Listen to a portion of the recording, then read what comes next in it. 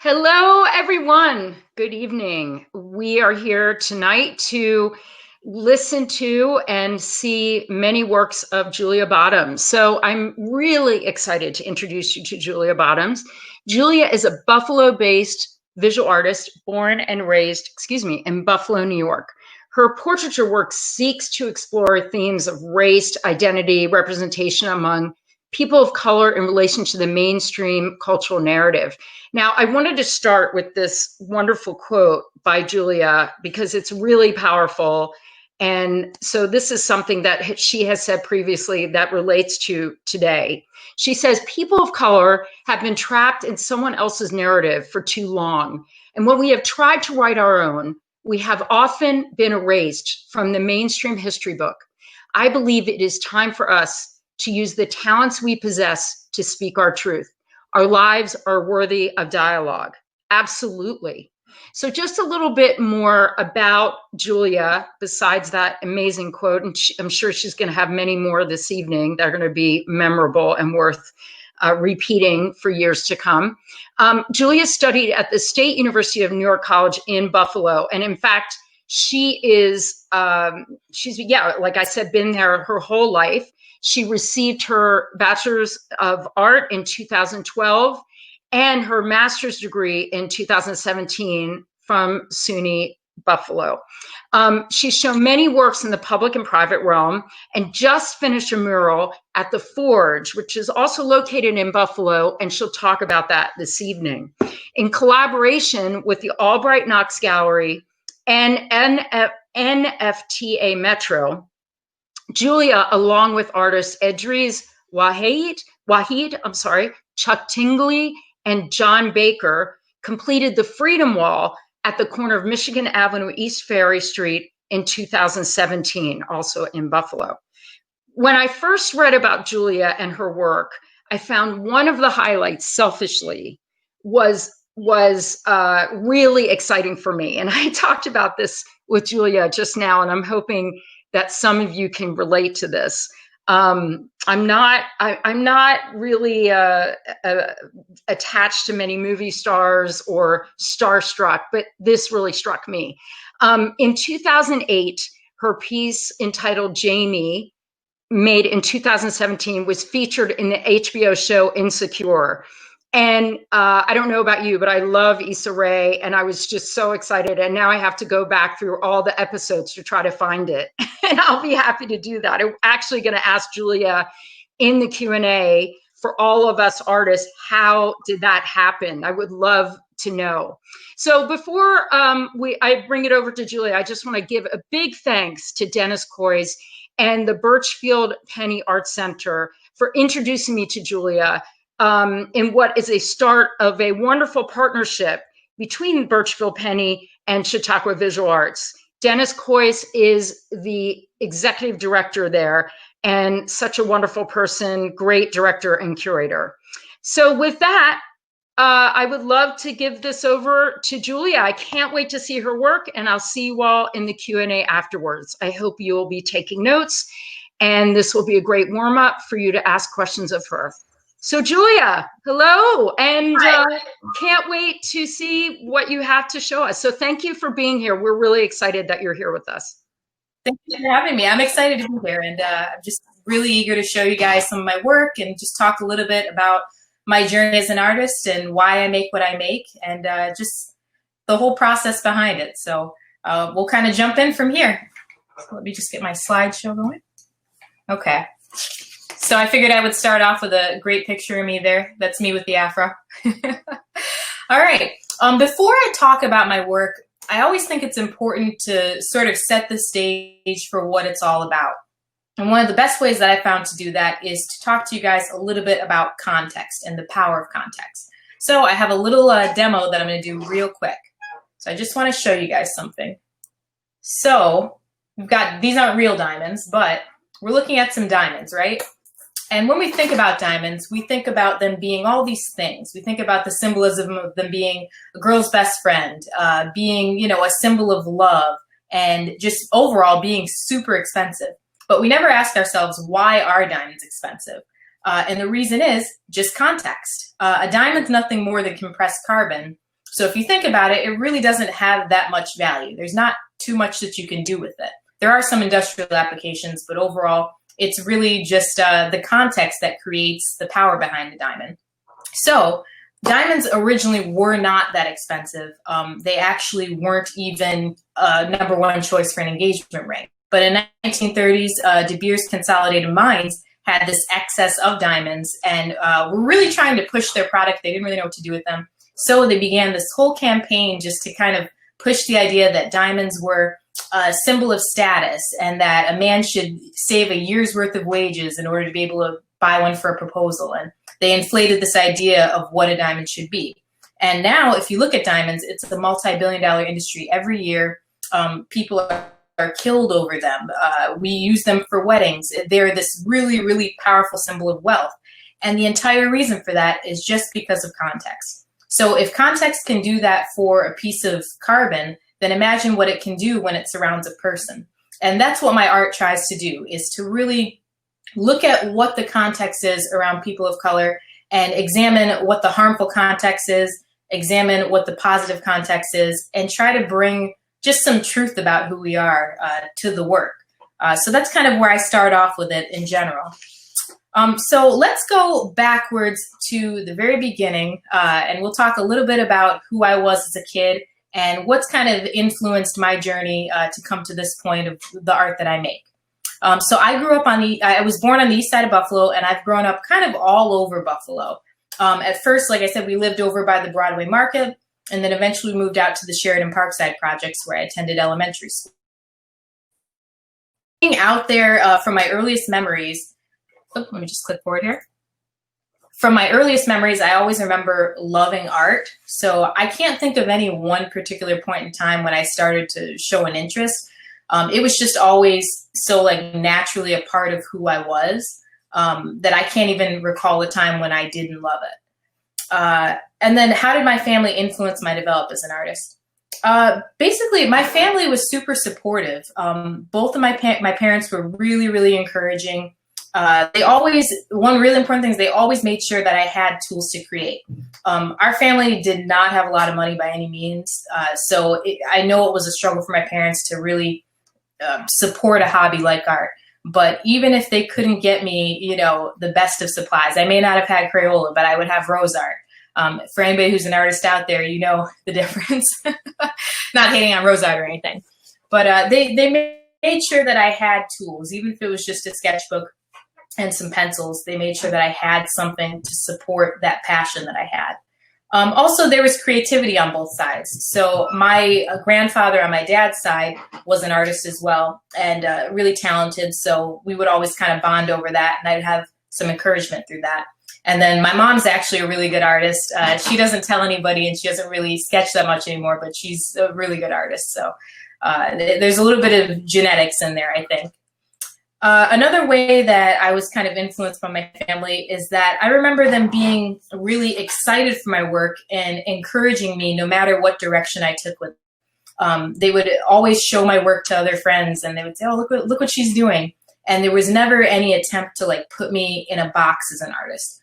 And I think that's really, really important because so many times you have parents that see talent in their kids and they just kind of say, okay, I'm going to get you into the best classes. I'm going to make sure that, you learn all the classical techniques. And that's good, but I think there's also something that gets lost when kids have to shut off that creativity and they're not allowed to just be free and to explore. And I think that's really, really critical to being able to just develop as an artist.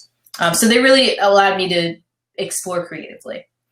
They also would try to take advantage of any workshops that were like within our means. I remember I did something with the Albright Knox when I was really little. They had like a Saturday morning classes. And again, I know that was hard for my parents to get me to those things, but they made sure that they invested the best that they could in making sure that I had outlets for that creativity. So I always kind of push that too, because I teach in addition to painting, I do workshops and things like that. And anytime parents ask me what an important way is to encourage their kids, I always say, just continue to give them that emotional support with art and make sure that you're telling them what they're making is beautiful and make sure that you're letting them be free with their creativity. I see so many kids that start off with like this beautiful creativity starting in elementary school, and then by the end of middle school, it's just gone and they kind of throw it away and give it up. And I think part of that's just like a natural development of like social skills and them, you know, feeling awkward maybe about art, but it doesn't have to be that way. And I think, I wonder sometimes like how much talent gets lost to the world because kids just didn't have somebody saying to them, hey, what you're making is cool. And, you know, this is beautiful. Here's a book about an artist that you might like. So for any parents out there that have young artists, just make sure that you're giving them that encouragement because it really does play a big role. So how did my surroundings influence my development as an artist? Well, like I mentioned, I grew up in a number of different neighborhoods. When I was in Sheridan Parkside, it was a really fairly mixed neighborhood in terms of race. We definitely faced some ignorance there, but overall, I would say it was a little bit more diverse. But eventually moved out to Chautauqua, and it was a lot less diverse. I was only one of a handful of Black kids there, so it was definitely more of a challenge. A lot of painful experiences with racism out there that really did affect my art production and affects the work that I make now in some ways as well. But I found a way to channel that into something positive. But the one thing that I will say about my environment growing up was that no matter where I went, I was fortunate to have some really, really amazing teachers. In particular, I remember I had a teacher named Judy Malamus, a teacher named Diane Berlinski, and a teacher named Scott Root. And each of those teachers, I look back and think about how they just really, really shaped that early education period. For example, with Mr. Root, I remember anything I wanted to learn, 100% behind it. If I wanted to learn about airbrushing, he had airbrushing books. If I wanted to learn about classical art, he had classical art books, and he would take that time. You know, I was that kind of kid that would kind of hang around after class was done and ask questions or show him my sketchbook. And he always had the time for it and was always really encouraging. So I think that has been a development, is having those teachers come on, you know, we support what you're doing. And I remember with my teacher, Miss Berlinski, she wasn't even my art teacher. She was my social studies / English teacher, like a basic homeroom sort of teacher. And she always found a way to let me kind of work art into all of my projects. And, you know, I think that's the power of a good teacher, is finding what works for each kid. And if you see the passion in this particular area, just kind of coming alongside and saying, oh, it's okay to use this to help you learn. And it's okay to really like develop that skill as a way for you to succeed in my class. So I think I was really lucky, and my surroundings definitely influenced me in that way. Let's see here, next slide. Okay, so early education. My artistic influences and inspiration. Looking back, I definitely had a lot of illustrators that influenced me, and I'm going to kind of go into detail about why it was illustrators versus fine artists. One of the reasons was I really loved Norman Rockwell, and part of the reason I was so just captivated by everything he made was the fact that it all told this story. When I looked at his work, I felt like I was getting like an entire play in one piece. And there was something even at a young age that really appealed to me, to just be able to look at a piece and say, there's an entire story that goes along with it. So I really, really felt connected to his work. Not to mention, on the note of representation, seeing somebody like Ruby Bridges in a painting and seeing the way that he portrayed like this young African-American girl and just like the dignity and the bravery that she had. That was a really big deal to me too, to see something like that especially in the midst of all of his very Americana kind of paintings that are in some ways, I would say, like the white dream. You know, it's young white couples in milkshake shops and things like that. So it's really cool to see work where Black people show up as well. And his work, that one piece in particular, the Ruby Bridges, is something that's always stuck with me. What kind of early support did I receive in developing my one other thing, I'm going to go back real quick. One other thing that really influenced me at a young age was Greek mythology. So I'm part Greek, and I would read a lot of the myths. And I remember I used to keep a sketchbook where I would just kind of go in and draw basically illustrations for what I would read about. And that just really appealed to me at that time. I think there was the fantasy element and just like these amazing stories. And so it really kind of spoke to me, and just feeling like it was connected to me somehow because of my heritage. So I've always felt drawn to those. And actually right now I'm working on a project where I kind of go back and explore that, but with a bit of a twist on it now. So I'm excited to kind of revisit some of those myths and some of the themes. So what early support did I receive in developing my interest in art? Again, my parents were a big one, and then the teachers obviously were a very big one as well.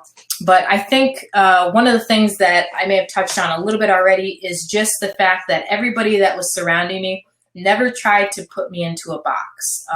All of my teachers, my parents, any adults that were like training me in art always gave me that freedom. So I would say the biggest form of support was creative freedom. And the reason I think that's so important in a way too is because the skill development is going to follow. If you really love what you do and you're generating all these ideas, I think for not only kids, but for adults as well, the natural progression of things is going to be seeking out the skills to try to help you get to that level and to best convey your story that you're trying to convey. So if you have this vision and you have the creativity, you're going to look for those opportunities to learn.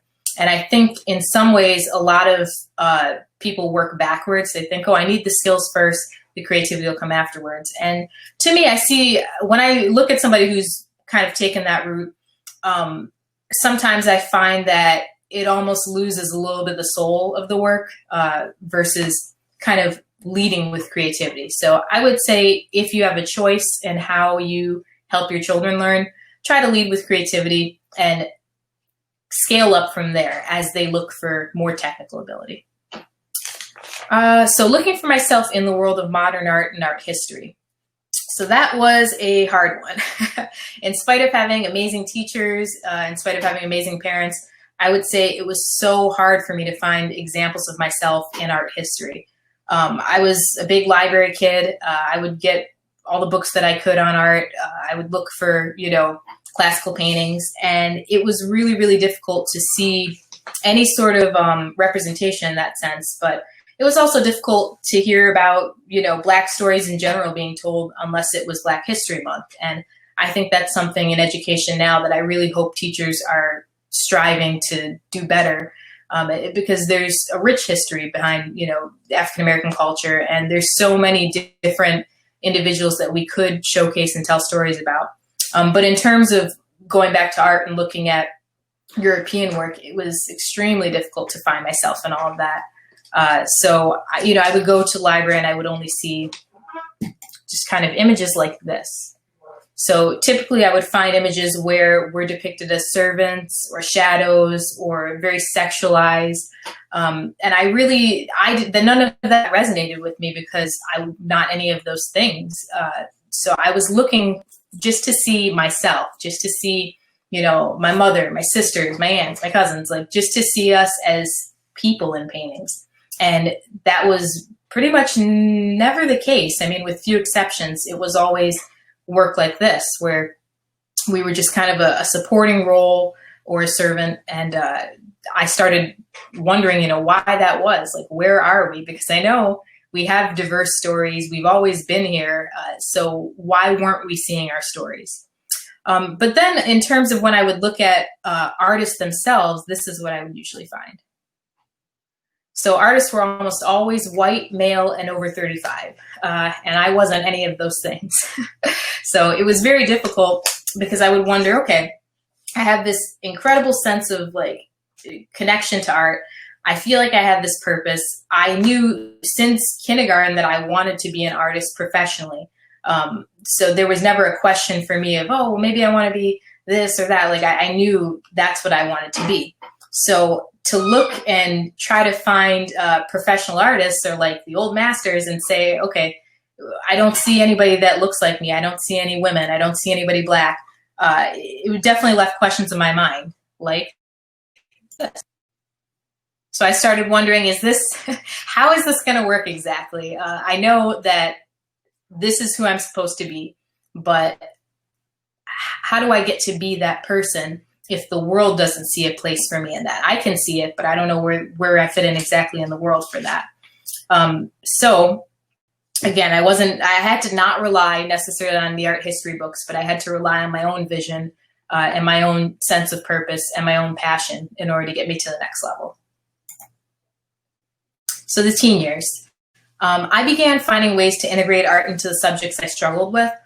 There's one particular example that really stands out. I know I mentioned Miss Berlinski's class and how she would kind of let me work in projects, but I remember I had a science teacher. And one thing that I've always kind of struggled with was math for sure, and then sometimes science. And for that particular year, I was having like such a hard time the first half of the year where I just couldn't remember things. I couldn't get a hold of like the concepts. And I remember I came to my teacher because sometimes I would just sit there in class and I would doodle, and I'd find myself doodling about the things that she was talking about. And I found that when I did that, those were the times when I would do well on the test, or when I would be able to answer questions in class. Something about me being able to draw things out really cemented things in my mind. So I remember going to my teacher and I showed her this and I said, hey, can I maybe, instead of doing notes and instead of, doing the projects the way that we do them, can I just try to keep almost like an art journal or a scientific journal? And I'll listen to everything you say. I'll make sure I get everything down there. And I really think it's going to help me. And she agreed to it. And long story short, the second half of the year, I did great in class. My grades came way up. And even more importantly, I got excited about going to class. And eventually she even let me start getting up and like sharing what I had drawn with the rest of the class.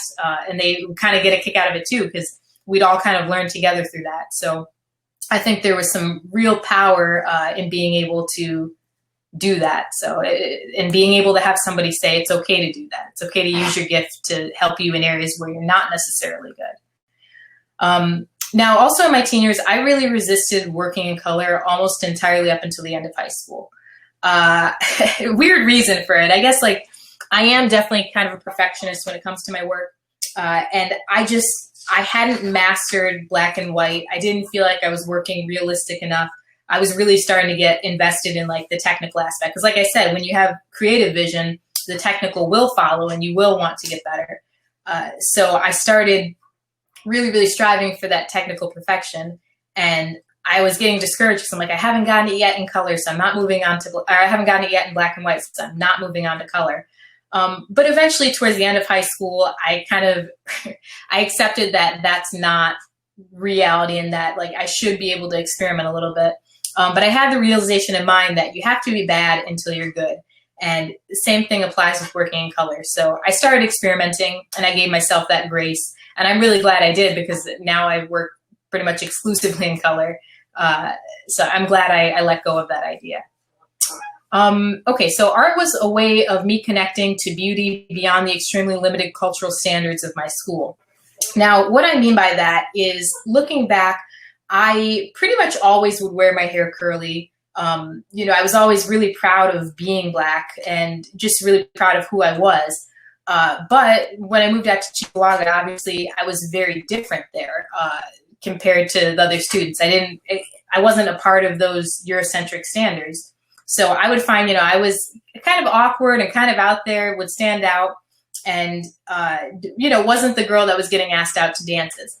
So I think it was really for a while there to connect the idea of beauty along with, who I was in that setting and in that context. But something that happened was that the main reason why I was able to do that was art and my family. Seeing a strong, beautiful Black woman like my mother, and seeing, somebody who just carried herself with so much confidence, that was a huge thing. And then my dad being a Greek man, but being like, yes, Black is beautiful, and celebrating our heritage. That really, really helped me to be able to stay grounded in who I was, and to, even if other people didn't see it, for me to see the beauty in myself. And the other thing too that really, really helped me was art. So seeing examples of myself, not necessarily in European art, because it wasn't there with that, but seeing myself in illustration work. I started to really find some representation there in modern illustration pieces. So for example, one that really resonated me with was Virginia Hamilton's work. And I still actually have the book that I had from when I was a kid on my bookshelf over there.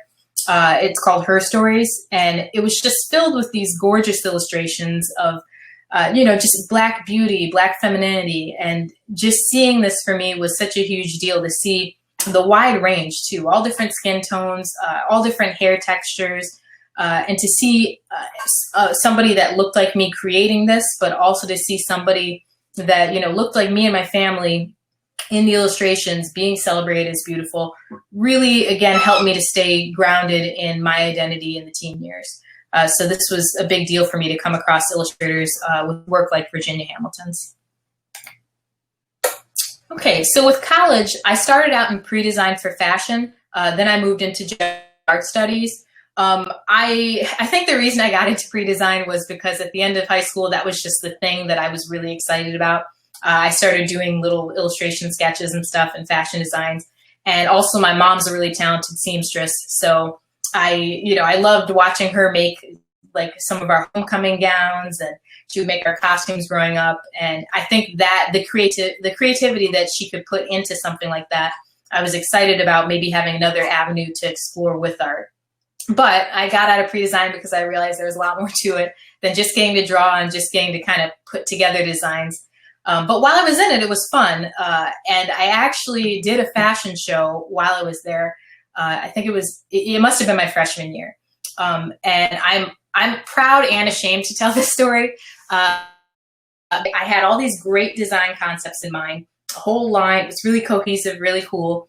And I didn't have a sewing machine at the time. And also I didn't know a lot of like the sewing techniques I would need. So I got my fabrics, I got all my embellishments, I laid them out, I cut the patterns the way I wanted them to be, pinned everything, did a lot of draping, and then I just did everything with hot glue. So, nobody knew except for like the models when they put it on, but it held together, went down the runway, it looked super cool, and I actually got an internship off of it. A woman approached me afterwards and she was like, "Oh, this is super cool. I love what you did. Your designs were very creative." And then she went in to look, no, please don't look. But she looked closer and she goes, "Oh, this is all glued together." So anyway, I ended up interning with her for a little bit. I think it was over the summer. And she taught me a little bit about sewing, and it kind of like took me under her wing for a little short period of time. And then I realized like, oh, this isn't for me. But it was cool to, be able to bring a vision to life in a different way other than just through painting or drawing. Okay, and so once I got into college, another thing was that I suddenly felt the shock of competition and being a little fish in a big pond. All throughout high school, I was so used to being, the best artist. And then there was another young woman who came along that gave me some healthy competition. But once I got into college, like that all changed. And there was, 20 people that are just as good as me and 20 people that are even better. So I think that was important for me to be able to get in there and push myself, start making some mistakes, start experimenting, stop being so afraid of things really, and just being afraid to not be perfect. I began to explore with color a little bit more and materials and challenge myself, again, just kind of getting out of my box. Another thing that I did was I looked for mentors early on to work with on my personal style of learning. Initially, this was kind of with criticism. I remember I went into the art office at the time, and I was kind of explaining that I wanted to, instead of taking the figure drawing class, I wanted to do an independent study and learn about drawing like drapery and just kind of explore portraiture on a deeper level, like something where it was really, really getting in depth on that. And somebody in the office was, I don't remember who it was, but he was kind of like, "Oh, you should stick with the track. Like there's a reason the track is this way." And kind of like critical of my desire to like do things a little bit differently. But I'm so grateful that I actually found some teachers and connected with ones that were like, "Oh no, this is totally okay." I remember a teacher I connected with early on was Joe Miller. I had taken an intro class with him, and he took me under his wing and let me do some independent studies with him. And he just really encouraged me to experiment and make some mistakes and not be afraid to like, kind of get out of my box a little bit. Something in particular I remember was I was so precious about my portraits. Most of the time I would just have it be like from here up, and I would just do the face and go as detailed as I could.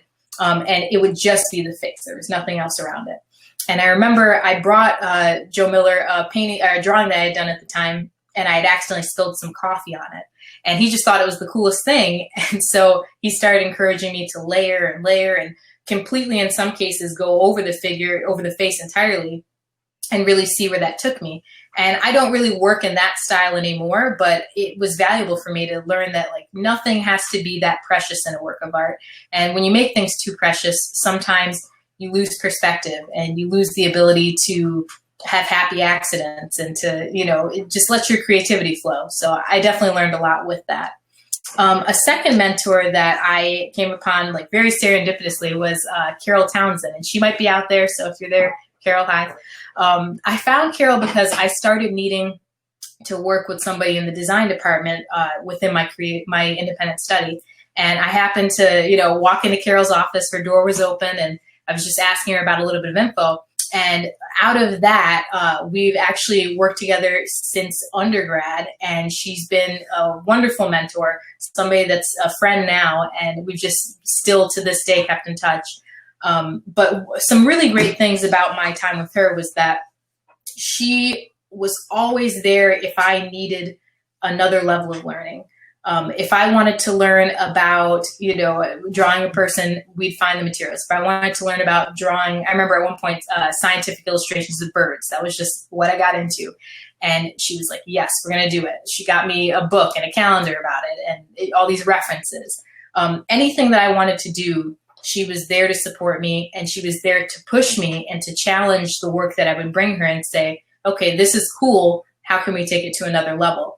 So I think with college, that was such an amazing time for me, in undergrad in particular, because there was just all this freedom, all this ability to really get out there and try things and not be afraid. So I stay grateful to those teachers that I had.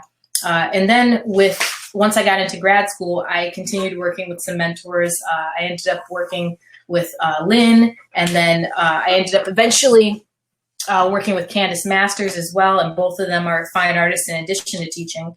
So that was really valuable to me as well, to have people that they knew how to teach, but they also knew what I was looking for in terms of like pushing myself as an artist. So I think that was a really, really amazing thing at the time. I also found that I had a passion for art education once I got towards the end of my undergrad work. And I began to see this really amazing connection between my studio work and between my interest in art ed. And one thing that I really found that was amazing was that I realized, okay, I can educate people while they're consuming the work. And it made me start to think to myself, okay, if I have a platform and I have people's attention, like have them captivated for a moment, what is it that I want to say? Like what's worth saying to people? While I have their attention for that, you know, anywhere from 20 seconds to who knows how long they'll look at the piece. So it made me start to think about the power of art and to think about what is it that I'm trying to say? Like, why should they look at my art for longer than 10 seconds? What can I give to them while they're here? So I think that was a really kind of like switch moment in my mind. So I hit a personal turning point with the Trayvon Martin case. When it came out that Trayvon Martin was murdered, I remember I heard of it through Facebook, I want to say at first, and I remember I didn't even think it was real. I thought it was just a hoax going around. It's like, there's no way this is possible. And the reason for that is because I just couldn't process in my head that a Black child would be murdered, like so openly. And I remember I had read about Emmett Till when I was a kid, and I thought, okay, that's something in the past. You know, people get hurt, people get murdered, but it's not a kid, and it's definitely not a kid for absolutely, you know, no real reason whatsoever. So I remember hearing that and really wrestling with those emotions and that anger for a while and trying to wrap my head around that. And that very, very much impacted the work that I made from there on out, because it made me realize, you know, there's this context around somebody like Trayvon Martin just because he's Black. And there's this perception that somebody would come up to him and see him in a certain light just because he's Black. So that really affected the way that I was looking at art from then on out, because I thought this is something that's worth talking about, and this is something worth speaking about in my work and when I have people's attention to talk about it. A second turning point for me was when I took a trip to New York City and had a visit to the Met. So I had been in New York a few times before. I actually went as part of a Lombardo grant, which was something where it took young creatives to New York City to kind of learn a little bit about the professional side of art, which was amazing. So I remember I went there, and then I went another time on my own and just kind of explored. I was visiting my sister who was there at the time. And I was kind of looking around, exploring different exhibits, and I came across this piece. And it really, really changed me because of the way that the model is depicted and just like the power that I see in this particular painting. And of course, I've looked into this artist over the years extensively now, and his work is very problematic and full of, you know, exoticism and stereotypes of its own. But putting that to the side for a moment, this particular piece, again, in context, me not knowing all this other stuff and just seeing this image, it just knocked me off my feet. And it's so much so that I stood there, I looked at it for maybe, I want to say 30 minutes, walked around, moved on, and I came back the next day and just drew it for like, I want to say maybe 2 hours or so. It had that much power over me to see a person, a Black person depicted in this way.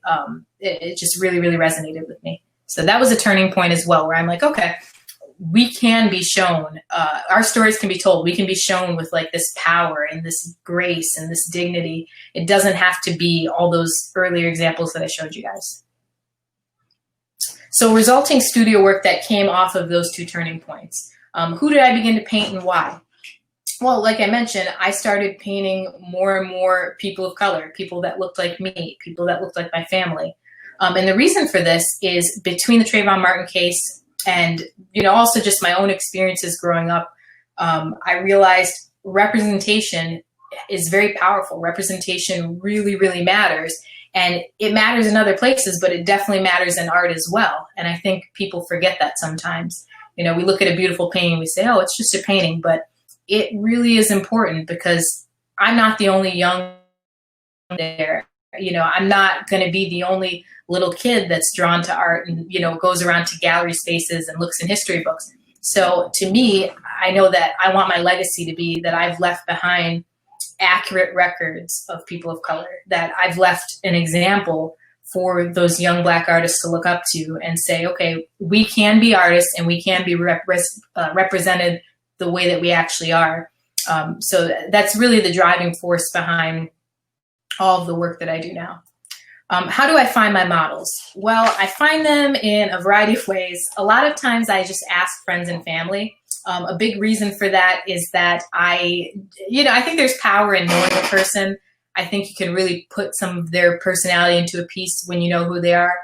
So there's opportunities to really just infuse a piece with all sorts of information about them.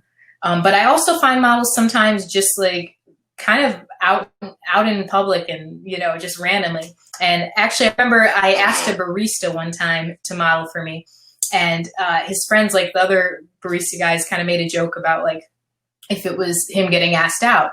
And that kind of stuck with me too. It took a while to process why that bothered me. But I think the reason in hindsight was that I really did just see this person as beautiful. And I saw like this quality about them that I wanted to capture through painting. And so much that people would react and think that there's no other way that we can see a Black man other than being something, you know, sexual.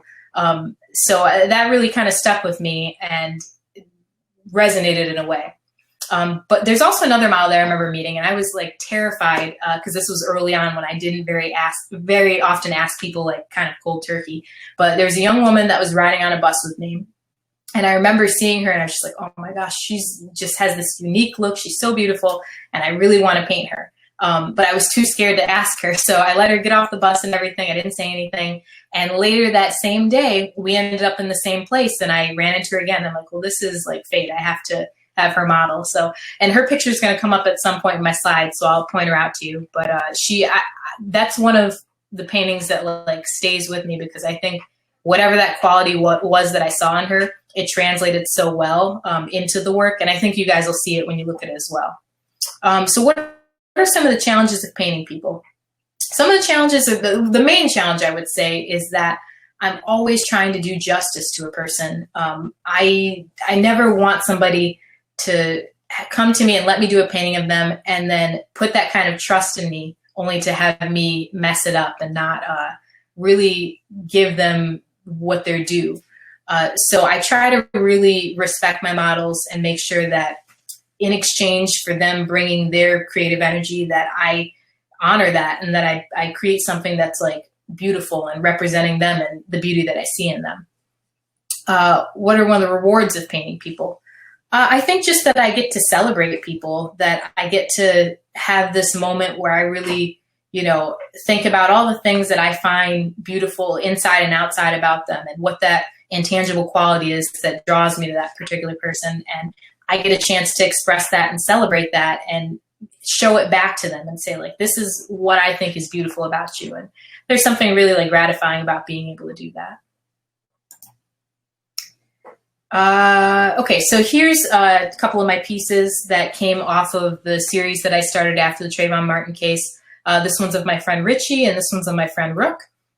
And I really love these two pieces in particular. Richie's got just like a beautiful energy about him. He's just an amazing person, and Rook is like another creative and just always brings this like these crazy positive vibes.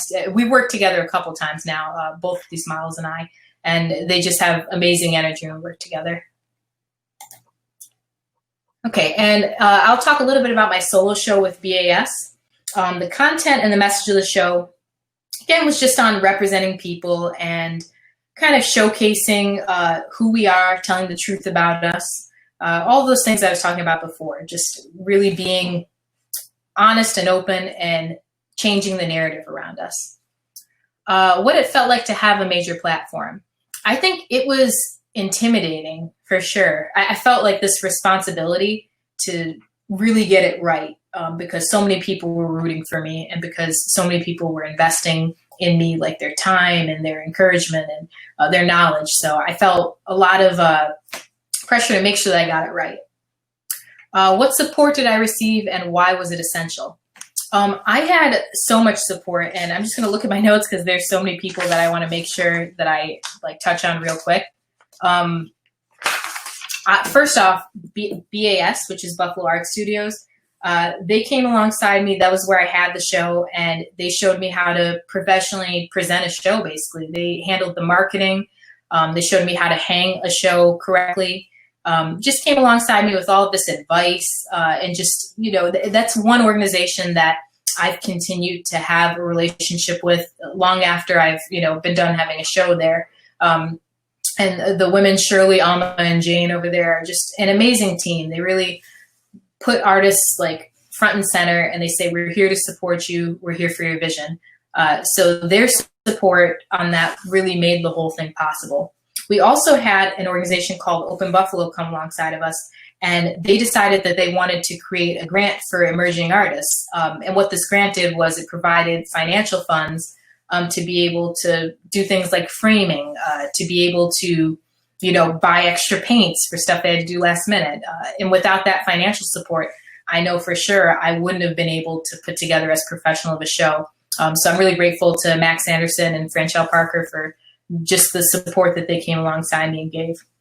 And then also a huge source of support at the end of the day was the community.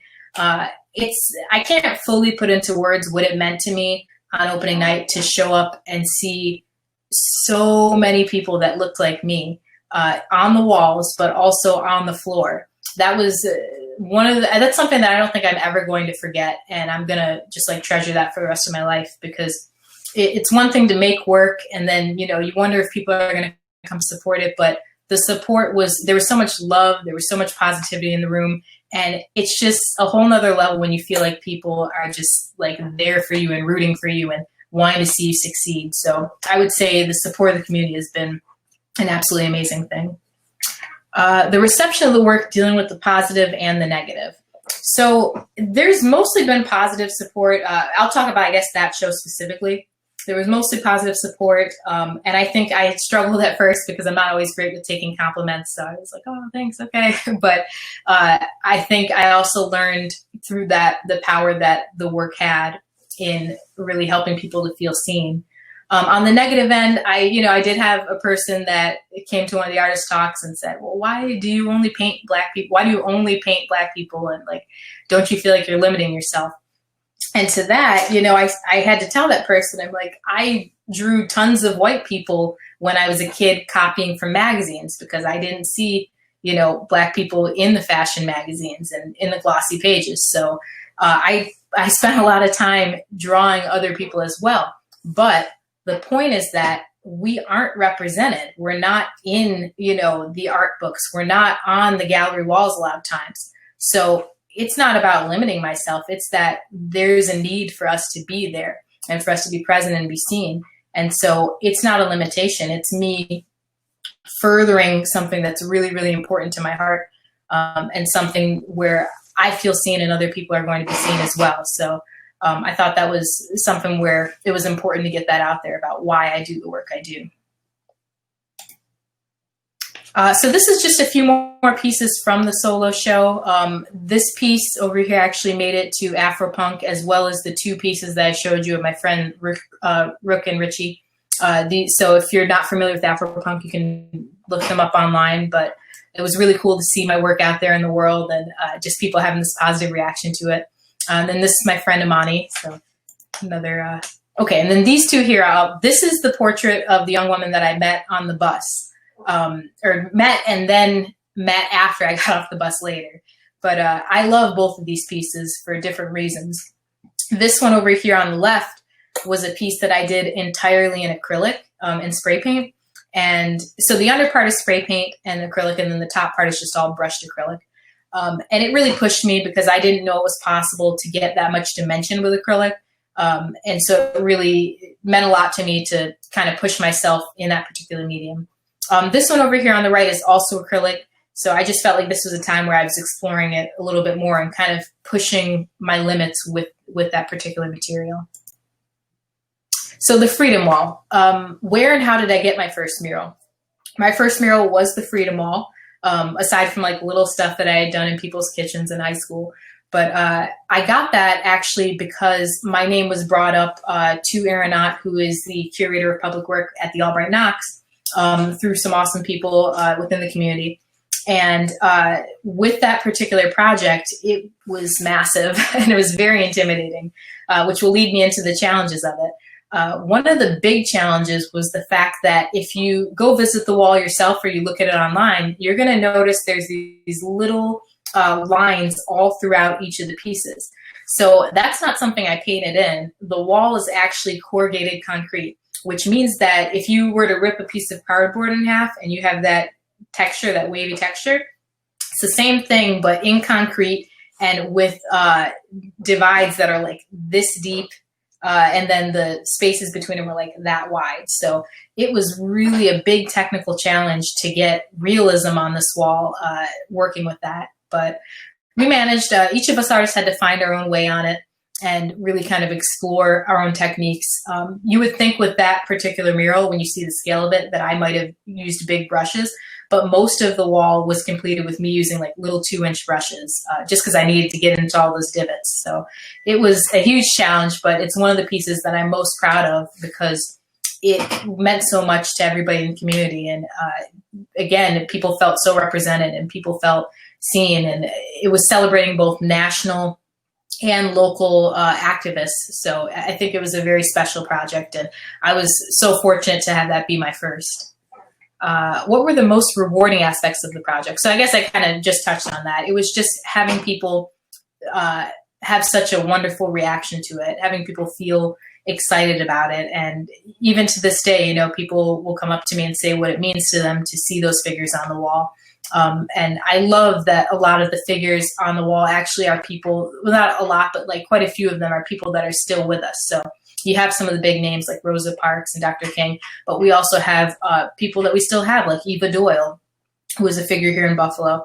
And I think that's cool to honor people while they're with us as well. So these are just a few images of it. These are some of my pieces that I did.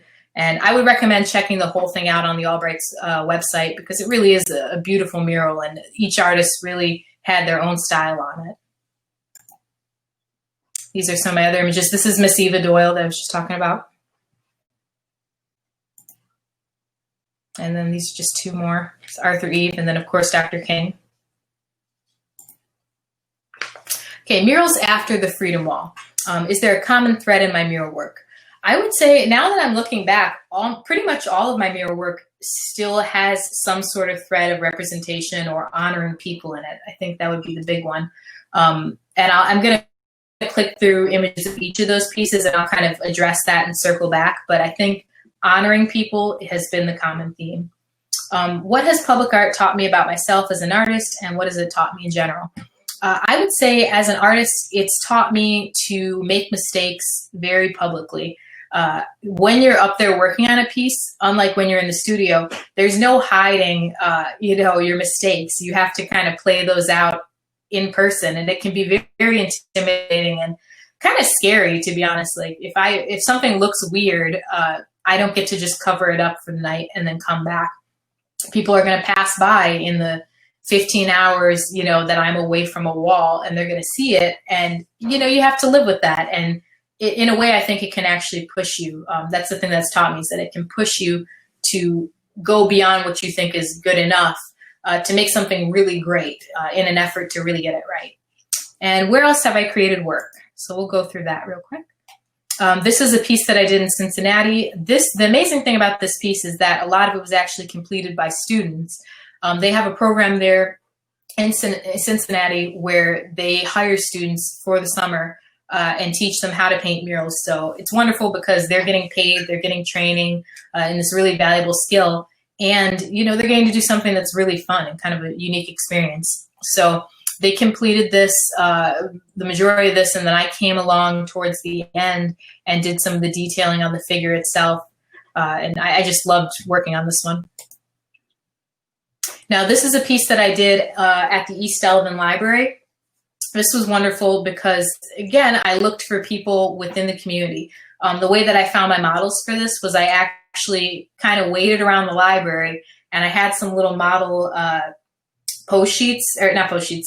release forms, and I would approach people and kind of explain a little bit about the project to them and ask them if they'd be interested in modeling. And if they were, we just hop into this little area that I had set up off to the side, and I'd take a picture of them, which I think was cool because I got them as they were. A lot of times people will go and kind of fix themselves up, and if you give them a day, they'll come back and look different, like the way that they want to be represented. But for me, it's important to get people in whatever state that is that I saw like the beauty in them. So I think that was a really fun way. And I'll just show you a few more images. I love these. And then in the background, you'll notice the writing. I did a short interview with each person, and I asked them about, things about themselves, what they like, what's important to them, why they come to the library. And I just kind of did this very loose decorative writing in the background that isn't meant to be read easily, kind of as a metaphor. You can't read people like easily at first glance. You have to get closer. But it's just little things about them, little, notes and facts about them. This is my piece at Buffalo Collegiate Charter School. I loved this piece because I got so much creative freedom with it. It was just super, super exciting. So the people that commissioned it were like, okay, kind of you don't have to do whatever you want, but you can go in a direction that you'd like to and just kind of explore an interesting theme. And I knew I wanted to do something that was about representing women of color and then kind of weaving in power and wisdom. And the model for this, I used my sister and then also a few other people. So I kind of did this hybrid woman that was supposed to be a little bit more universal. But the whole point of the mural was supposed to be that this woman is sort of a symbolic representation of wisdom. And as she's growing in her own wisdom and she's expanding, she's kind of, you can see with this little piece here that's broken away, she's letting that wisdom out into the world and sharing it. And I thought that was really important for me to touch on that theme with so many, young Black women going to that school and being able to, look at that piece. And, I thought it would be a really cool theme to work with. This is my most recent piece at the Forge. It's called Out of the Past Grows Something New. Now, with all the other pieces, you can kind of easily see the connection to people and to, you know, honoring people. With this one, there's a little bit more of a deeper story behind it. I'll just tell you the history of the site. So this is the site of the old Buffalo Forge, which was a manufacturing area where they would produce like steel pieces and everything. The site was a brownfield for many, many years. There was nothing happening on it. And what ended up happening was there was a Black female developer, Dr. Rhonda Ricks, who wanted to build apartment housing on here. And she had this whole beautiful vision for it. But she kept getting no after no after no from developers and couldn't find somebody to come alongside of her and really support that vision. But she didn't give up. She knew it was possible. So she kept pushing on.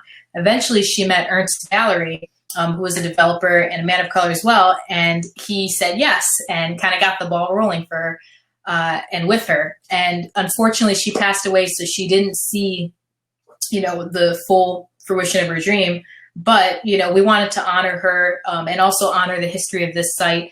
And my original vision for it was I knew I wanted to incorporate both like the mechanical aspect of some gears and the history of what the site used to actually be. And actually bring in some new growth since they had cleaned it all up and, you know, made sure everything was good with it and turned it into these beautiful homes. So off of that, I thought, wouldn't it be cool to weave botanicals and, like, you know, into the gears themselves?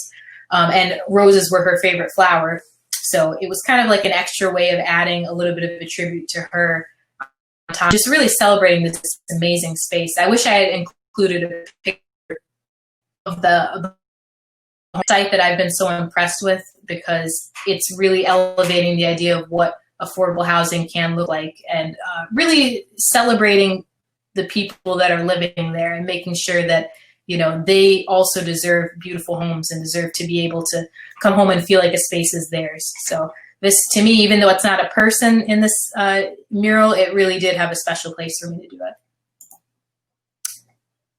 This is a piece that I did with the Albright Knox recently as well. It's a really small one. It's on Polytab, and it's called Through Adversity to the Stars. And then basically what it's talking about is they asked us to create something around the theme of being kind of stuck at home with COVID. And I just thought about the fact that a lot of people are feeling so confined and so, you know, frustrated with the circumstances and feeling all this adversity from all different angles. And just thinking about, like, what does it mean to dream beyond this moment? And what does it mean to stay creative beyond this moment? And so this is kind of the piece that was born out of that. And just, I love the way it turned out too. I feel very good about this one. And it was cool to work in a smaller way as well. So it's going to be a part of a bigger patchwork of other artists that collaborated on it as well. Okay, my place in the art world, being a Black woman in the art world, I do feel like I sometimes have a hard time because I don't always feel as though I'm taken seriously, which is rare. A lot of times I do feel like, you know, more and more there is support coming behind my identity on top of being an artist. But, you know, I have had galleries, you know, in the past that I've shown work to say, oh, well, like, you know, working specifically on Black focused artwork isn't necessary, and, you know, just focus on the work itself and on doing the figures right. And I disagree with that. I think it's essential, at least for me as an artist. But I think those kind of interactions just sort of weed out where I want to work and where I don't want to work, which kind of leads into why I continue to focus on the work I do and interweave activism into it. I do that because we still face racism, we still face bigotry. It's not over yet, so the work that I'm making isn't going to be over yet. To me, I always want art to be more than just making something beautiful. So I don't have any plans to stop. I do, you know, I want to explore it in my own way, on my own terms, but I don't plan to stop representing us and to stop making sure that I'm leaving that record of images for the next generation. Which leads into the problem of a demand for trauma-centric work in the art world. Some people may not be familiar with what this is, but I feel like in not only the art world, but in film and in a lot of different ways, there's this call for trauma-centric work, which means basically you're asked to create things that highlight your trauma in a negative way and talk about the pain you've endured and like, why are you so strong? Like, and to me, I don't like that because I feel like we have so many more stories to tell as Black people. I think if you choose to tell that story of your own personal trauma or of like slavery, that's totally fine, but it needs to be on our terms. It shouldn't be something that's like a entertainment value or consumerism. It should be on our terms, and we're telling it because that's like what we are choosing to focus on as an artist. But I think the problem is that there are so many Black artists out there, particularly the young generation now, that have more to say. They have their own stories they want to tell, and it may have, in some cases, nothing to do really with, trauma or trauma surrounding race. And we have to come alongside those young artists and support them and say, yeah, you're more than your trauma. I value your story beyond your trauma. And most importantly, we can't find entertainment in consuming it. So I think that's a really important part of being an ally. How can we go beyond this? So I have a few steps that I would love to suggest. Obviously, stop asking Black people to relive trauma. I think that's going to be a big one. Give opportunities for free expression when Black creatives have a project that they have in mind. Fund those projects when you can, if you're a person in a position of authority. And lastly, I would say show up and support. When somebody has a project, make sure that you're attending, their opening. Make sure that you're attending their talks. Make sure that you're valuing their voice and really saying, I appreciate you first and foremost as a person, and second as an artist. I value what you have to say. So that's a great way to, go beyond trauma-centric work. What kind of support? Let's go talk a little bit of the future of my work. There are some challenges that I'm currently tackling now in that I really want to be able to go beyond just a figure. You can see with these two pieces here, I'm sort of trying to get at some symbolism with them. And in the next pieces here, you're going to see as well. And I'm experimenting a little bit. I'm trying to see what other symbolism I can weave in. Ultimately, I want to talk about the heart of a person, the spirit of a person, and find ways beyond just doing the figure to sort of showcase who that person is. And so I'm looking for more abstract ways of talking about that while still creating beautiful figures. The impact of socioeconomic status in artists. And I hope I'm doing okay on time here, Sharon. Just let me know if I got to wrap it up. But yeah, the impact of socioeconomic status on artists. So being a Black female artist, I grew up in a low-income home. My family was amazing and supportive, but there's still some inherent challenges that we faced. And I think it's really important to talk about those challenges so that we all know how we can support other artists in those situations. One particular unique challenge I would say is that it was hard to get quality supplies sometimes, I know my parents used to get me like the little art kits, and I loved that they did it, but sometimes I hated getting those kits because, you get the watercolors that aren't like very pigmented, or you get like the waxy crayons that are mostly wax and very little pigment. So, you can have families doing the best that they possibly can and still not being able to get access to materials that their kid is like leveling up and wanting to do something more. So I think that is a challenge that we find for lower income homes. So I think a way to do that is to make sure that if you have the ability to donate art supplies to programs that are going to get them distributed, donate to programs that have, development for young artists. I think that's a huge thing. Another challenge is just even like finding supplies. So a lot of people don't think about this, but think about where the art stores are within wherever you live. Maybe if you're in a major city, it might be different, but here in Buffalo, I can't think of any art supply stores on the east side. I can't think of any art supply stores on the west side. Maybe I'm wrong and somebody will correct me, but we had Hyatt's at one point, but Hyatt's had to get a bigger location, so they moved up towards North Buffalo. But, typically here, if we want art supplies, we have to go out to the suburbs. And that can be a real challenge for somebody that maybe doesn't have a car, for somebody that, has to take 2 buses to get out there. And our transportation, like our public transportation, is a little bit difficult here, a little bit challenging for people. So I think another reason why it's so important to support with materials when you can. and consider if people even can access those materials. One other thing that I think is hard is showing up into spaces. Again, access to a car, access to a ride to get to gallery shows. So much of the art world is networking and, getting your foot in the door and talking to other people who are established.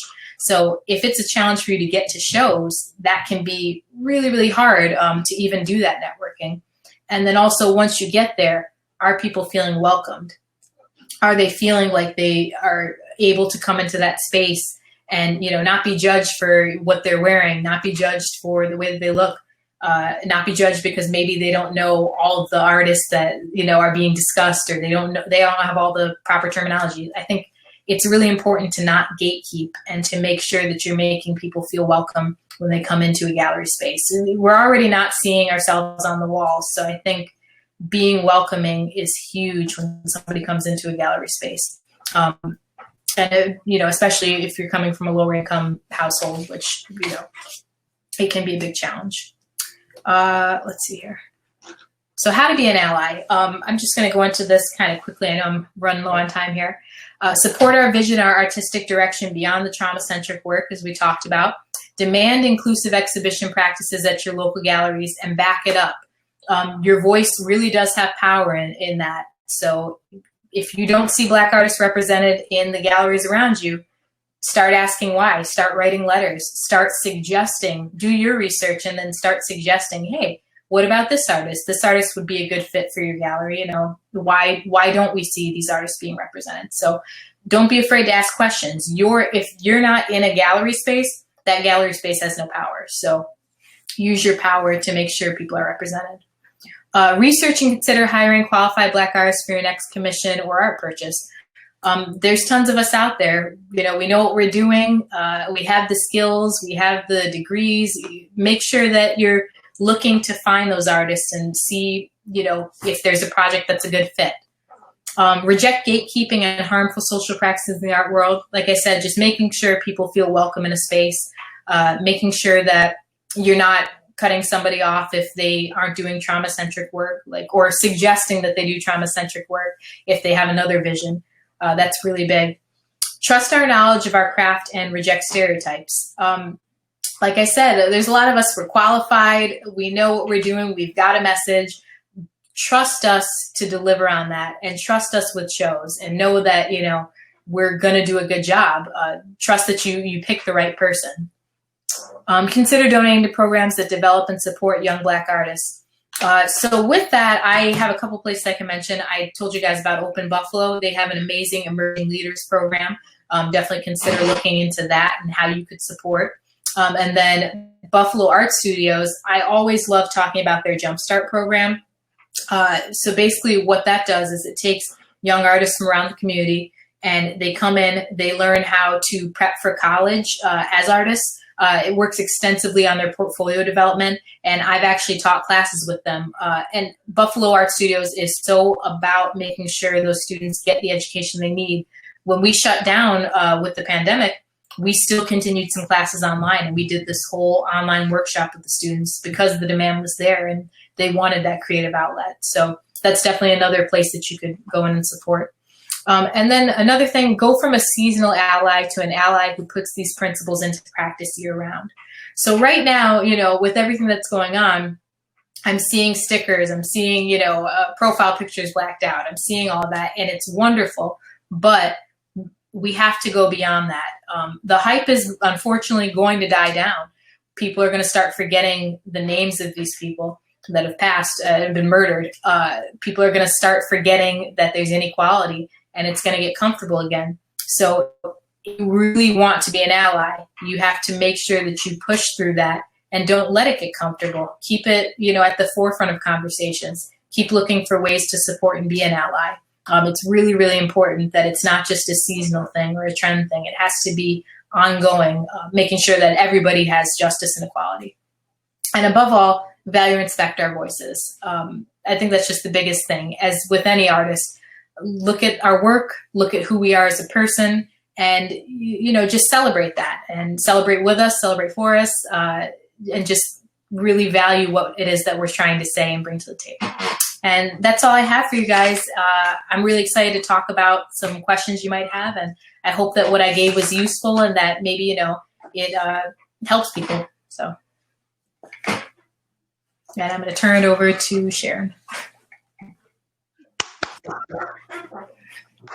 Thank you. I just tell you, I took a screenshot of that, and I'm going to get that out everywhere because that is such a great way to end this. I'm super grateful for all that you shared with us. I just want to remind the audience that to ask a question, you could do it in two ways. One, you can just look right next to your name, and you can press on the camera button, the little icon that says camera. I'm looking over there right now. And then present a question and be in queue. And I'll see it and I'll pop that on the screen, and you'll come with us on the screen, which I would really love. Or if you don't want to show your face and you feel like you just want to ask a question, like someone just did, I am going to repeat that question, as I will. I have somebody here, Virginia Fried or Freed. Forgive me if I'm mispronouncing your name. She asked a question already. So as soon as Chip brings us up, I will start with that question. And thank you, Virginia, for asking that. So I'm going to start with that question, but then I have a bunch of questions too. So when we have a lull, if we do, I'm going to ask my questions too. But Virginia writes in the chat, she says, great lecture. Can you speak to your process? How much planning goes into your work, or is it more inspiration in the moment? That's a really good question. And then with that, I would love for you to talk about the scale of your work, because I think what was missing for me is that I was dying to see how big these really are. So if you can give a range of that. Oh, sure. So the Forge project, for example, was 1,700 square feet. So there's like a 20-foot brick divider that you saw at the bottom. And then I'm up almost 60 feet in the air. So the scale can get really, really big. A lot of the Freedom Wall, I want to say, was like maybe 7 feet wide by like 11 feet tall. And I found that that's really impacted the way that I do my studio work as well, because I've been going bigger and bigger. I buy rolled canvas now, and I just roll it out on a wall and go as big as I can sometimes. So that's really kind of influenced one influencing the other. And as for the planning, inevitably, the longer I go, the more planning goes into each piece. I used to be a little bit more sporadic and just kind of do it in the moment, but I found that I really want to craft and tailor my vision. So there's a time for both. In the beginning phases, I have to plan. I have to make sure that I know where the elements are going ahead of time. So I'll do mock-ups in the computer a lot of time and just kind of see where I want things to go interacting with the figure. But the wonderful thing is, once I'm situated with the figure and once everything feels solidified, there is that room for creative expression where I start to mess around with the background, and I start to say, oh, this could be kind of cool here, or this feels good over here. And I just have that flow then. So it's a little bit of both. It's awesome. Thank you. So while we're waiting for people to ask questions, I want to just mention a few things that came to mind. I really loved what you said, you're more than your trauma. I think that that is really, really important to magnify, especially people who are not people of color, who are not BIPOC, and who could really understand that, you know, I think that people should be accepting of the work that is presented and not look for more than that. Could you, more than what is shared, could you talk about that a little bit? And, you know, I also think that survivors in particular too, you know, it's really sensitive, because I think as an artist, it takes a lot of courage just to even share those feelings and those revelations in imagery such as yours, which is familiar. And I personally could feel a lot in the figures that you presented to us. So I wonder if you have any more comments about that, if you don't mind talking about that. Sure. Yeah, like I mentioned, it is really important to not ask that of Black artists. I think if somebody chooses to share their story, and that's part of the work, and that's powerful for them to put that out there, I celebrate that, and I think that's amazing. But I think we have to be really careful that we're not consuming it as entertainment. I think a great example of this is looking at the film industry and how rare it is to see a show like Insecure, for example, where it's just celebrating the light that are Black. It's not about, this trauma or slavery. I think there's a place for all of those stories, and it's important that we don't forget the past of slavery. But I think it has to be on our own terms. If a Black artist feels compelled to make that, awesome. But we have to make sure that it's not being required in order to be respected, or that it's not being required in order to be considered for a show. I like to think with my work, I am talking about things in a way, but it's more of a surrounding conversation, not necessarily about trauma, but I'm trying to look at the people individually and kind of counter some of that, counter the negative stereotypes versus maybe depicting people in those negative stereotypes as a commentary on the trauma. So for me, it's really important that it's not always going back to that. It's looking beyond and saying, what's the vision beyond? Thank you. So I'm going to go with Julia in the chat, and then Theodore, who is waiting in queue. Julia, who's an artist, is a participant in our program this year. She writes, "Thank you for your amazing talk, Julia. Can you talk a little bit more about the project where you collaborated with students on a mural? What was that process like? How was the imagery decided? And how do you think about the authorship of the work?" Hi. Secondly, I don't need a lot of Julia, so that's cool. So with the work itself on that particular piece, I thought that it was awesome to work with the students. The program that had me come out was so generous and so gracious. I came out, they put me up in a B&B, and just really gave me a great time while I was there. But it was so cool to be able to see these students at a young age getting this kind of training, getting to work on scaffolding, and having this space to be able to learn. And I would say, they were learning from the, I forget what the term was that they used, but the artists that were adults there that were kind of structuring the program ahead of time. That's who they were really learning from. I felt like by the time I got there, I talked a little bit, but these kids knew what they were doing. They had the skills. And that's an example of an organization investing in those skills and saying, we're not just going to give you a pad and a piece of paper. We're going to give you an opportunity to learn something new that could be a lifetime skill, and also to get paid while you do it. And then in terms of the imagery, I decided the imagery entirely. They came to me and they said, we want to do this mural that's in celebration of Mamie Smith, who was the first African-American, I think, female recording artist. She may have just been overall, but she was from Cincinnati. So they wanted to do this mural that honored her. And again, they gave me a lot of creative freedom with it. And they said, okay, we have ideas, but you kind of run with it and you figure out what you want to do. So I took sheet music from one of her songs and then kind of did this vintage frame around, put members of her band in there, and did something that I felt would, honor who she was, honor her work. And how do I feel about the authorship of it? Well, very much to me, it's not just my mural. That's something that those students put in hard work.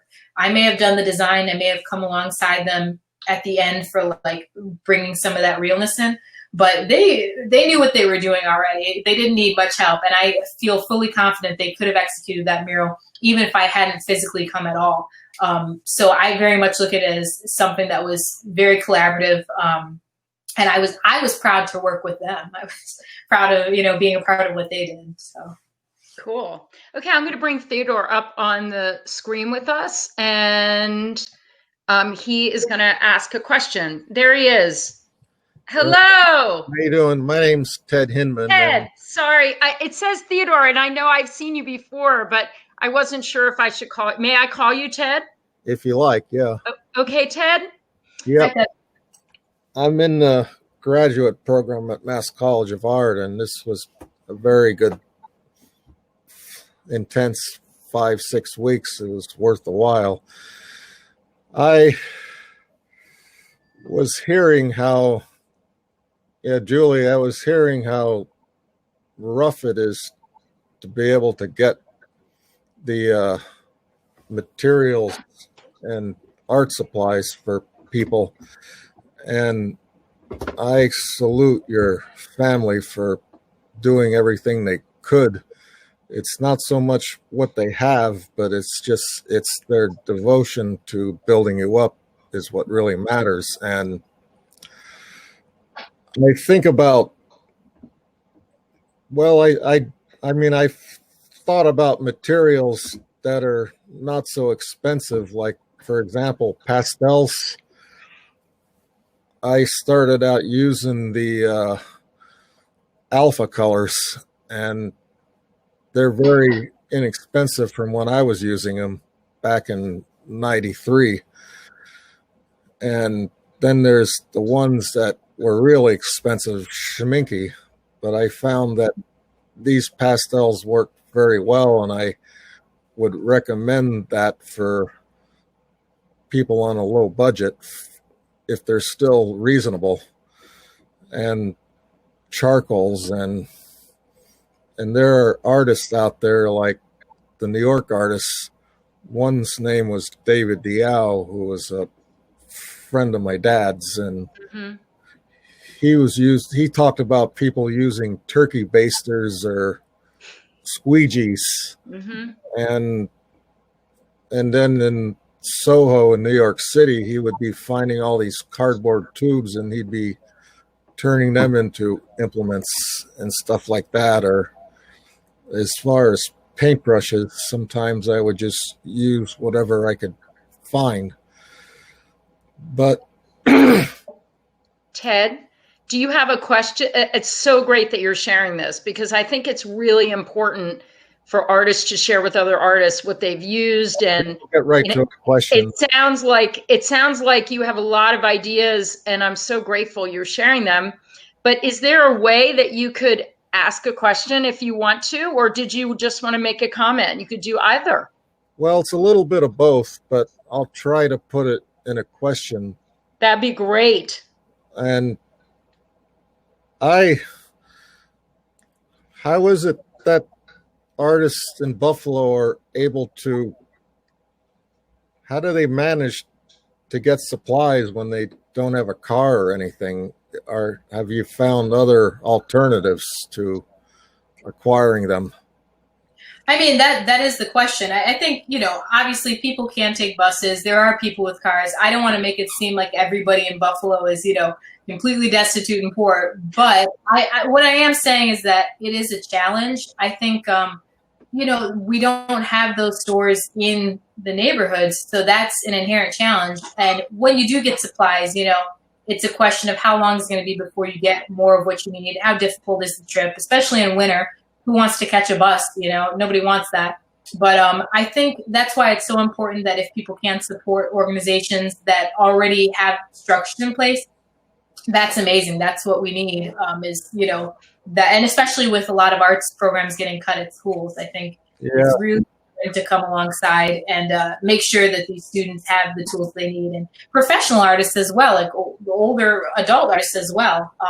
I think what you were saying about with my family, yeah, they were amazing and they gave me what they could, but you want to make sure that as a kid's interest progresses, there's that ability. So yeah, and my comments are meant towards helping artists, especially those who are down on their luck. And thank you. And could it be that being out there, like some people are, even on Skid Row, they could be like Picassos, or they could be like the best gift in the world. And and I don't know, sometimes I don't always have the words to say. That's all right. I'm really happy that you came on and asked this question and actually shared that, because it shows that empathy and need. So thank you, Ted. And thanks for coming to all the lectures. It's great to see you. I felt they were important, and I hope to continue my association with all of you. Please do. We're with you. We're with you. Thank you. And thanks for your question. You're welcome. Okay, we have another question from Quinn Hunter, who's also a participant in our program this summer. She writes, "Hi, Julia. Thank you for sharing your work with us. Would you mind speaking about the difference between working on project within your community and working in other communities such as Cincinnati, I would imagine that is." Sure. So working in the community, like here in Buffalo, I think the big difference is that now people know me a lot of times. So like, there's that support of people coming by and, shouting up to you on whatever you're on, the lift or the scaffolding, and being excited with you. I think with Cincinnati, it was a little bit different because I was new there. It wasn't necessarily my city, but I really did enjoy getting to explore it. And it's a place that I think I truly underestimated. I didn't realize how cool it was and how much stuff was going on there. For me, it was like getting to learn from the students, getting to learn about the neighborhood, just a whole new process and new learning experience for me. Versus here in Buffalo, you get all the love and the support. So great. Yeah. So we have a few people typing. So while they are, I'm just going to ask you a couple questions. And that last slide, which was really powerful, you had made these wonderful suggestions. I also think for people who are not people of color, they need to step aside and make space for others and to be able to give opportunities to people who may not have had them without hesitation. And so I just wonder too, where do you see where that is happening? Like, I'm always looking for models, especially as the director of this program, I've gone all over the country, except the only state I've never been to, believe it or not, is Louisiana. I can't believe it. And when Ted was talking about getting supplies, I think it's much, much harder to get supplies in Alaska as far as being in that state than perhaps Buffalo. Because shipping is very expensive to Alaska. I think it's all relative, but I totally get what he was saying and what you're saying. But I would love to know where you think that you've been welcomed, other than the organizations that you shared, and maybe ones that are not in Buffalo who are making space, who are setting an example, because I would love to be able to support them and also support those artists that they have welcomed too. Sure. On a national scale, I couldn't say with absolute certainty. I think, to be honest, I've been very focused on my few organizations here in Buffalo I'm really about. But as I find out, I can certainly try to pass that information on my website and everything too. But locally, again, like I mentioned, I think BAS is very much focused on the community. Open Buffalo is very obviously focused on the community. And then, of course, there's just individual artists, too, that I know that I think are making a huge difference, like Idris, who worked with me on the Freedom Wall, and, community organizers that are taking what they have and, sharing that and enhancing the community. So I think there's opportunities everywhere, but locally I'm really looking at the orgs that I've connected with, and, there's a lot of support they could still have, so. I appreciate that. And just personally, and I know in what we're trying to do here at Chautauqua, I'd be so open and welcome with those people that you feel that you would recommend. And our lecture series now is year round. So we want to provide as many opportunities as possible, especially in the region that is around Chautauqua. One of the great reasons that we partnered with Birchill Penny and talking with Dennis Coyce, and what a wonderful opportunity to meet you from him. I feel that it is our duty too to look locally, and oftentimes some organizations only look nationally and internationally. So what you're saying is just so refreshing and wonderful, and I appreciate that. And to me, that is kind of a big deal too. I am very much about what are the talents that we have within this community? Has everybody gotten a shot that's here? How can we make sure that everybody has a chance here before we reach too far, outside? And I'll go back to real quick to the whole thing about insecure, because I know we were talking a little bit about that before. Something I wanted to leave that at the end too. I want to hear about that. Oh my God! Did I wait till the end? Well, no, it's okay. Oh, sorry. I just see, I'm so nervous. I just shook my whole computer. No, go ahead. I'm sorry. Go ahead. So something like that opportunity, who would think that I would get to be on this show that I was a huge fan of? You know, I used to rate a show, like I was watching that show. I'm in love with it. I'm amazed. And I never would have thought I'd have a chance to be on it. But that came through a local connection with an amazing, wonderful woman named Leah. She actually does placement for television and film. Her IG is at Happy's Play, if anybody's interested in looking her up. But there's somebody that didn't have to give me a chance, didn't have to say, oh, you know, here's a local artist, you know, with talent. I'm gonna put her stuff out here for possible national exposure. But she did, you know, she took a chance on me and on my work, put it out there, used her connection. And I got the privilege of being on Insecure, which again, that's one of my favorite things. Like I'm so in love with that show, and I'm so in love with the fact that I got to somehow be a part of it. But again, that's looking locally. She could talk to anybody she wants to on a national level, I'm sure, and make that connection. But it meant a lot to me to see somebody from here in Buffalo say, you know what, I want to give you a shot, and I want to look out for you. So great. Now we have a few questions now, but I wanted to ask you just on that. While I would love to go through every episode because I love that show. I've actually binged on it twice. Could you tell me which episode it is so we can all look at it? Yeah, I believe it was season 3, episode 1, I want to say. Okay, yeah. Season 3, episode 1 of Insecure. I'm going to look at that tonight. Oh my God. I'm going to look right now on my phone while we're talking. You know what? We could go on about that. And it was the painting up in front of like Issa with her former boyfriend that I really want them to get together again. Or, I mean, were you happy with that painting up there? Behind Daniel, there's a scene where Daniel is, I think, at his mom's house, and he's like talking and getting a guitar, and it shows up behind him. So I think amazing. Let's see. Yeah, season 3, episode 1. Thank you. Okay.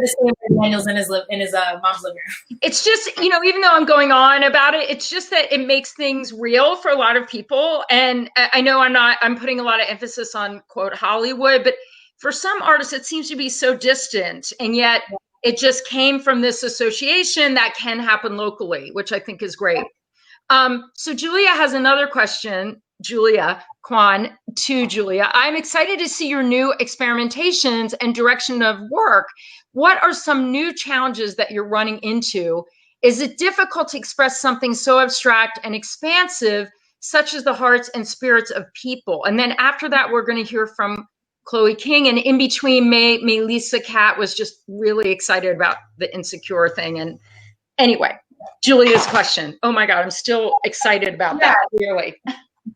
It is really hard. I think it's something that I'm still trying to figure out right now.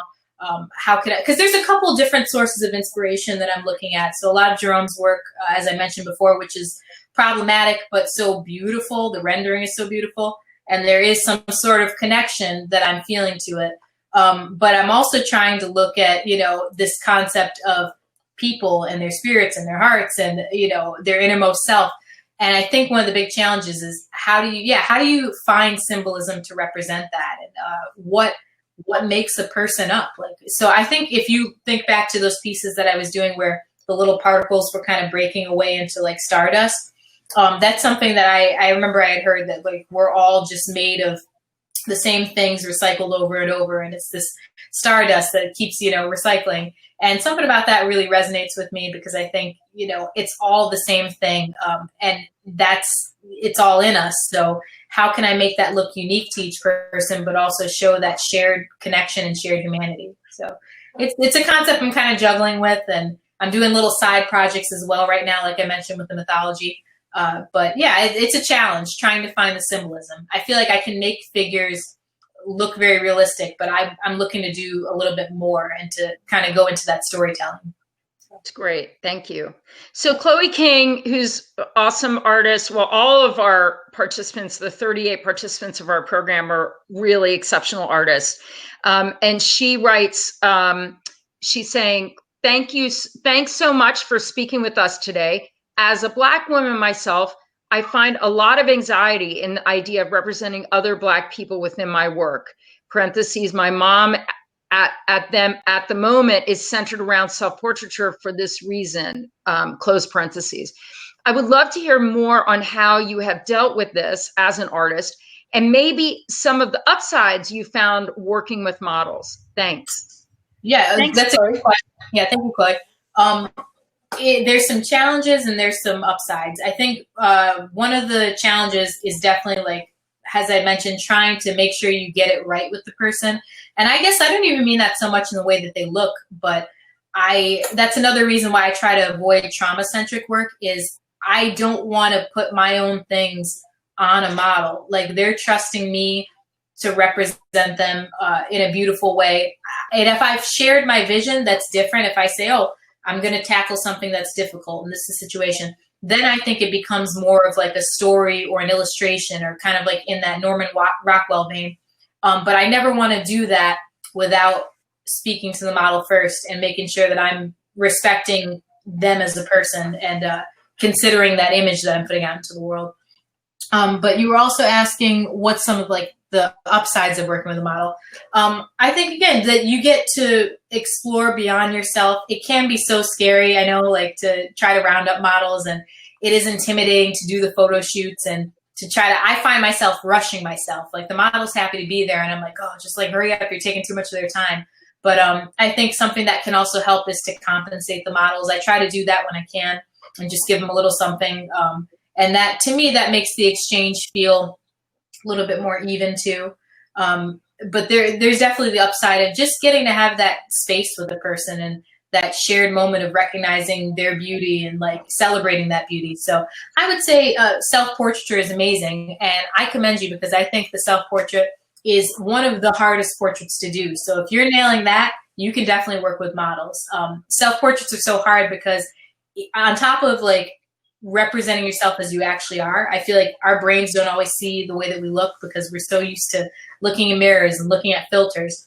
My most successful self-portraits have been the ones where I put like the bags under my eyes, or I put like, little imperfections with my hair and my skin.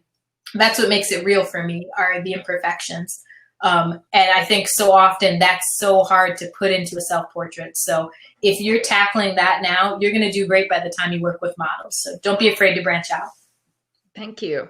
Yeah. So before we go, I want to ask, how do you sustain your creative life? Of course, I'm going to ask you that question. Tell me just pragmatically, because I think it's really, really important for other artists to know, how do you live? And I think in this day and age, those stories are not being told as much as they should be. And it's great to see that you have all of these wonderful opportunities. Can you talk about the pragmatic approach to your life? Like, you have mentioned that you teach in addition to doing these murals, but does that sustain you financially every day? Or do you have other things that you patch together like so many other artists do? Yeah. Well, I think I'll tell it in a couple parts if that's okay, if I'm not too low on time. Sure. But I have always found a way to sustain my ability to make art. And definitely my time's limited. In the past, it's been more limited, and I haven't had the time because I've worked as a maid. I've worked as a waitress. Like, I've done all the stuff, but it's always been with the mindset of this is what I need to do to be able to create, to have money for supplies. And I think, I've worked all those jobs. At one point, I actually did open a paint and sip studio, which was like fun. I feel like so many people look down on that sort of thing because it's so like beginner level, but I had a blast. I love doing it. I no longer run it, and I don't really do those classes anymore. Sometimes every now and then, but like for the most part, it's like a special request as a workshop. But I loved doing that because it was a source of income, but more importantly, people would come in that have no experience with art or haven't painted since they were a kid and would have this like low confidence. And by the end of it, I'm actually teaching them some techniques. Like, it's real beginner, but they were like excited and celebrating like what they've done. So there's ways of working in creativity into whatever job you have. But the reality of it is, I'm very transparent about this. it's not always going to be that way. I remember I was able to be full-time a couple of years back, and I had done that for about 2 years. And then I hit some hard times and ended up having to go back to like doing banquet work. And it was humbling because first off, I respect, service workers and banquet workers, but it was humbling because people would come up to me that saw me from doing, these big projects and be like, "Oh, you work here now?" And it's like, "Yeah, I do." Like, this is what it looks like to be an artist. And I'm proud of what I'm doing because I'm out here working. But now I've been fortunate enough to go back to doing art and doing it full time. And I teach more because I love teaching, not necessarily like to sustain me. It is nice to have that extra stream of income, but I get to do it. I feel like I'm fortunate that I'm in a position that I get to do it because I enjoy it versus, I have to do it. So that's really nice. But of course, I dream of financial freedom one day to just paint if I choose to. I just talked about this the other day online. I was saying it'd be great to be able to just take a year and only paint and go to all these workshops and study. So that maybe in the future that's a thing I can do. But I am very transparent about the struggles of it, and it's hard work doing art full time. So if you have to do something else, don't let anybody discourage you or look down on you or make you feel like less of an artist, because the real artists are the people that keep pushing when it's not glamorous and keep pushing because they have to create. And so do what you have to do. Well, I think I always say this, that just because you have a job doesn't make you any less of an artist. So No. I think most people in this world, I think it's very rare actually for artists to sustain their lives solely from their practice. And most artists have multiple hats and always have been. They always have. So I think that frame of mind from that person who said, "Oh, you're working here," that's got to change. And it's got to change from us, because I don't think any artist should ever feel any kind of anxiety or feeling bad about themselves just because they're working somewhere. It doesn't mean they change. They're still an artist. They still bring everything they bring with them. And just because they may not be making at that moment doesn't mean they're any less of an artist. So I also think that just because an artist is not necessarily just a maker. So it's much bigger than that, which you have shared tonight, because I think in your portraits and the things that you've done, you've mentioned so much about community and how that's essential to what you're doing. And that has to do with who you are. And having that artwork as that vehicle, that's an extension of you, but not to discount the person that's behind it. So I just want to make sure everybody hears that who's listening to this, because I think, and I'm so happy you have no shame in that, because no artist should have any shame in what they do, because how awesome is it that you and so many other artists have the courage just to even share that work in the public realm. And I think it's important that more artists are honest about that too, because it sets people up for failure if you make it seem like, oh, it's always going to be like this way. And a real artist, you have the studio and you have this and that. You have to be real with people. And part of being real is also me telling you guys, the opportunities will come. And I'm so grateful to be back doing art and not having to do other stuff on the side. But those opportunities will come if you just stick with it. 90% of it is just not giving up and believing in yourself, but also not losing that thing where you're creating because you love to create. That should always be at the forefront of your mind. Don't think about whether or not, is this going to go on a show? Is that going to be bought? Create it because it's something that you need to create. And the opportunities are going to come eventually. They will. I think it also has to do with how good of a person you are, because you clearly are. So I want to say too, thank you so much for being with us this evening. I'm just really grateful.